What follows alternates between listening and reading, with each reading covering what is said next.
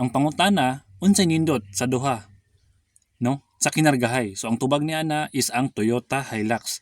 Kay si Toyota Hilux gagamit og 5 ka molye. So bisag unsa may ipangkarga nimo kang Toyota Hilux, kaya na niya. Samuntag na ka sa field, na ka sa mga bundok, ka mga lugar, no? Na ka sa umaba na nimo, no? Pang kargahon nimo na siya mga iyang kuan sa imong abono, no?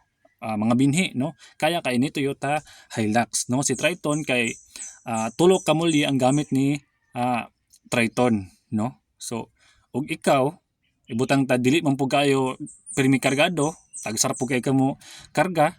So pwede na mo i-consider si Triton. Ug ikaw pod nga grabe ang imuhang pagkinargahay sa imuhang uma, o bisag unsa pa na sa diha nga imong trabaho, pirmi na kay karga, ana si Toyota Hilux. Pero the more nga daghan ang molye, mo nang medyo tagtag siya, no?